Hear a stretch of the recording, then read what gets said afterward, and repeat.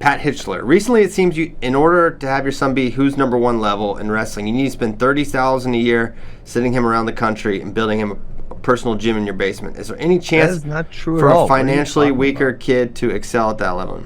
So I will say, I do think there is some correlation with some of the investment that some of the athletes get, and there is an advantage to it that's undeniable.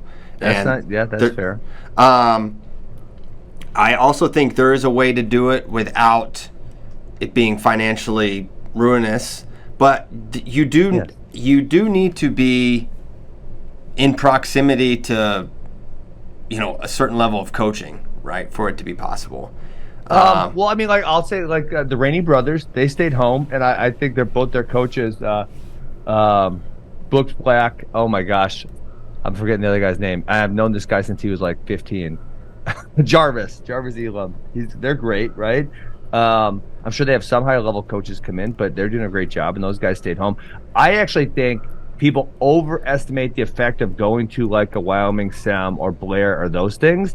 Because a lot of times when those schools recruit those kids, they're already like near the best, So it's not like they're taking crappy kids and elevating them. They're generally going out to recruit the best kids and then, maintaining their skill level. In certain cases, like a Lilidal, I think he's continuing to get better for sure. I'm sure we could point out some other kids also, right?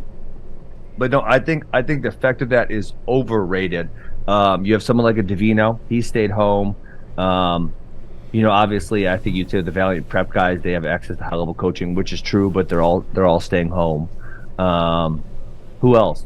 Well, Marisol and Sinclair, they both stayed home. They both wrestled for their own high school program. Well, you're listing people. I mean, Davino's in Illinois, Chicago area. Your guys have you near you. Like that's a big part of it. So, like, if you're in the middle of nowhere and you don't have a good coach, it's going to be really hard to be good at wrestling. That is true. You probably will need to. You'll probably need to move to somewhere with better partners or coaches, or you need to become a really good coach, which it's not that easy. So I think, but the $30,000 a year, I don't see where they get that. And actually, I think there are people that make you feel that way. And Max and I would both push back on this and say, obviously I will say we're a little bit spoiled because we're in the Midwest. Mm-hmm. Because we can drive to a lot of things, and if you're in Florida, maybe that's not the case. But we don't really have our guys fly to that many tournaments, right? We go to the U.S. Open in Vegas. That's going to be a fly for almost everybody. We can drive to Fargo, but a lot of people would fly to that. And then everything else is like, okay, go to your local regional, Northern Plains or whatever. There's one in every region. Go to your state tournament. There's likely a couple other kind of tough-ish tournaments, somewhere close. Like, you don't need to be going to a national tournament every other weekend. And there are people who make you feel that way, and that's wrong. It's not correct. Yeah, and that's the main thing. That's the main reason I wanted to show this question is like you don't have to have that level of competition commitment.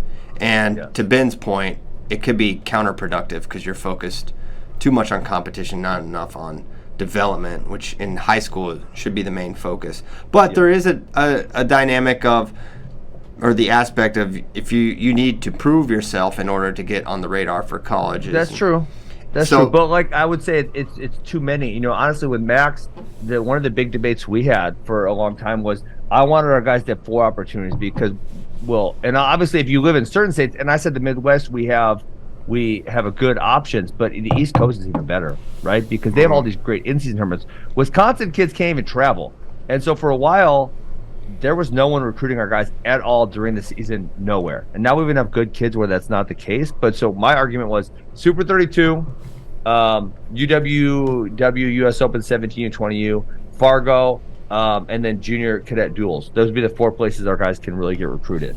And Max is like, I don't even want him to go Super 32. Let's just keep developing during that point in time. He only wanted 3 options, right?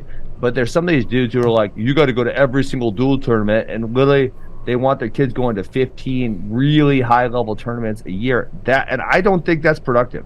I really don't. The point I will 100% agree with you on, Chris, is you need some level of relatively high-level coaching. But there is also a lot of access online now, but that would be incumbent on the kid being really smart and being able to figure it out, which is tough. Yep. With that, we should go. But yes, success is accessible. There are some barriers, but you don't have to spend $30,000 to do it. Yeah. And honestly, this sport's cheaper than that. I mean, look at the other sports. I don't know if you guys do this because Kristen, you just like wrestling. Other sports are like insanely expensive compared to wrestling. Baseball's nuts. If we didn't just do the local league thing, it'd be crazy. But we're buying local, ethically sourced baseball.